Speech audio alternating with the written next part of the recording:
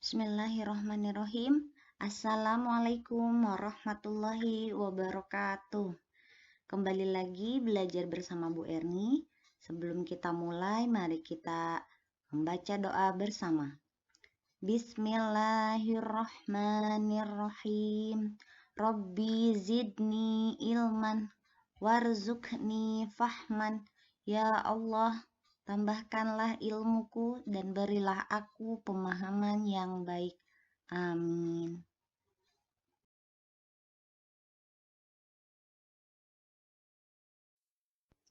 Tujuan pembelajaran kita kali ini yang pertama adalah siswa dapat memahami teks deskripsi tentang globalisasi. Kedua, siswa dapat mengetahui pokok pikiran. 3. Siswa dapat mengetahui kalimah barang. Dan yang keempat, siswa dapat mengetahui kecapsarepan.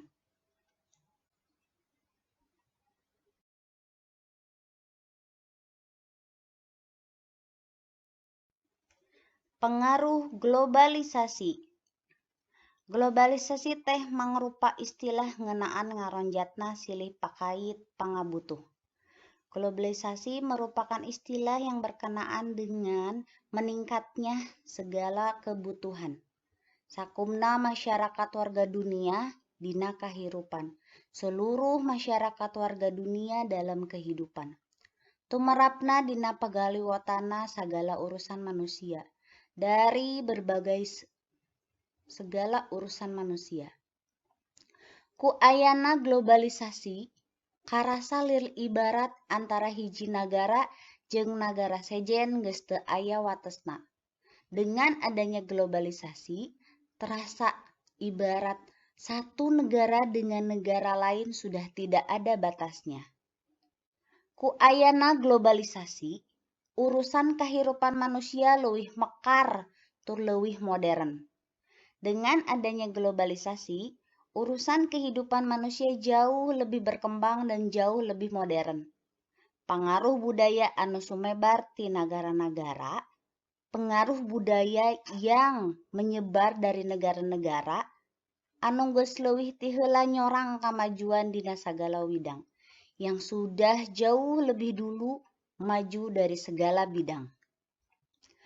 Pengaruh anu kawilang gampang sumebar tur teu bisa disengker, pengaruh yang terbilang mudah menyebar dan tidak bisa dibatasi, tangtu bakal ngadatangkeun mamala, sudah pasti mendatangkan keburukan.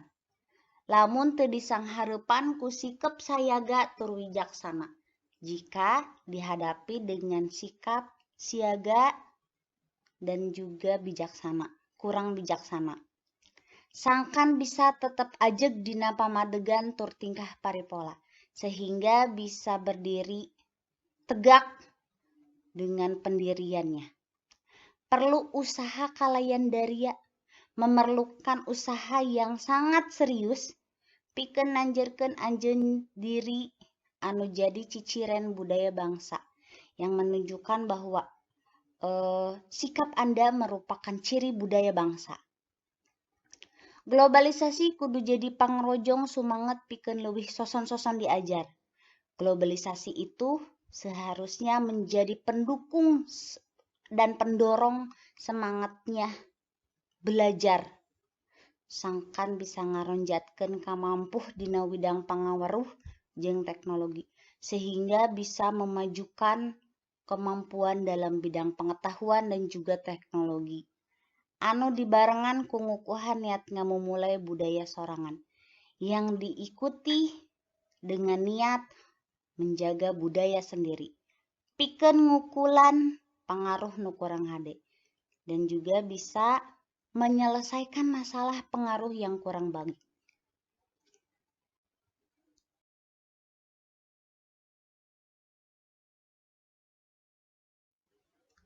Pokok pikiran.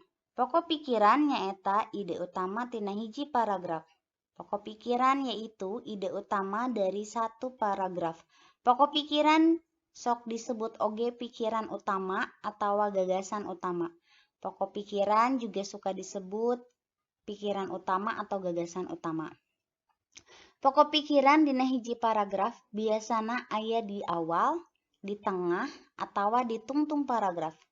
Pokok pikiran di satu paragraf biasanya berada di awal, di tengah, atau di akhir paragraf.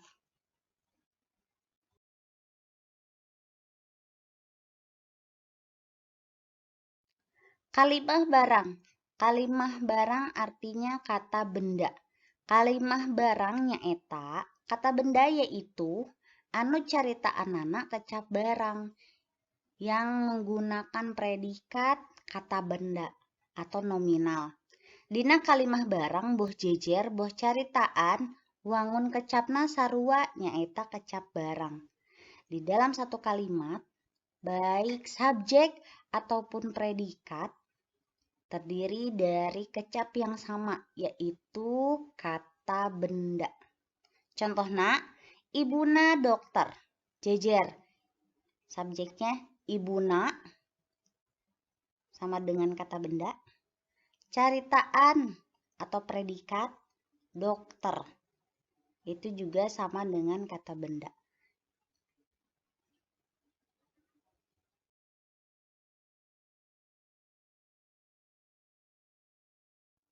Kecap serepan atau kata serapan. Kecap serepan nyaeta kecap-kecap anu dipake dina pedaran atau karangan basa Sunda anu asalna tina basa Sejen. Kata serapan yaitu kata-kata yang digunakan di dalam satu deskripsi atau karangan bahasa Sunda yang asal katanya berasal dari kata asing. Contohnya globalisasi, informasi, praktisi. Alhamdulillah, jazakumullah khairan katsir untuk semua perhatiannya. Semoga berkah dan bermanfaat ya teman-teman. Wassalamualaikum warahmatullahi wabarakatuh.